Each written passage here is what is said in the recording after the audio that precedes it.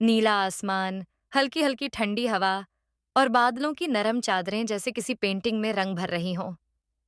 बारिश थम चुकी थी और सूरज बादलों के बीच से झांककर मुस्कुरा रहा था।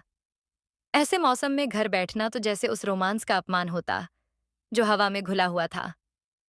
अंजलि ने खिड़की से बाहर देखा और मुस्कुरा दी। कॉलेज की छुट्टियां चल रही थीं और दिल जैसे किसी अनजान जगह की ओर खींचा चला जा रहा था। उसने बैग पैक किया, कैमरा उठाया और एक टिकट बुक की, मसूरी की। ट्रेन की खिड़की से बाहर देखते हुए वो बचपन की कहानियों को याद कर रही थी।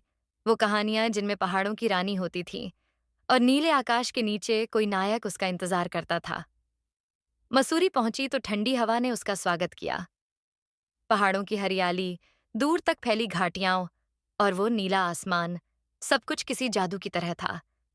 होटल से बाहर निकलते ही बारिश की कुछ बूंदें फिर से गिरने लगीं, लेकिन इस बार अंजलि भीगने से नहीं हिचकिचाई। सड़कें गीली थीं, लोग छाते लिए टहल रहे थे और हवा में मिट्टी की भीनी खुशबू थी। उसी रास्ते पर उसे मिला अर्णव, दूसरे में कॉफी का कप और चेहरे पर हल्की मुस्कान।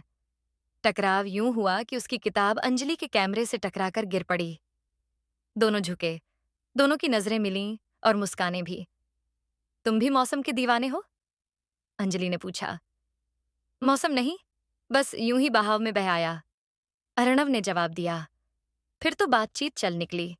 दोनों साथ चाय पीने बैठे, फिर वहीं से कैमरा और किताब की दोस्ती शुरू हो गई।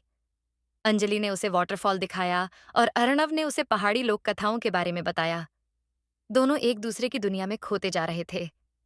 एक शाम जब सूरज बादलों के पीछे जा छुपा और आसमान गुलाबी नीला हो गया, अर्णव ने कहा, अंजलि, ये पल शायद फिर न मिले, लेकिन अगर तू फिर कभी इस नीले आसमान के नीचे आना चाहे, तो मैं यहीं रहूंगा, इसी कॉफी शॉप में, उसी किताब के साथ। अंजलि मुस्कुराई, कुछ नहीं कहा, बस कैमरे से एक तस्वीर खींची, उस आसमान की, उस पहाड़ की और उस मुस्कान की। अगले दिन वो लौट गई, लेकिन उसके साथ लौटे वो पल, वो बारिश की बूंदें और वो वादा, किसी नीले आसमान के नीचे फिर मिलने का।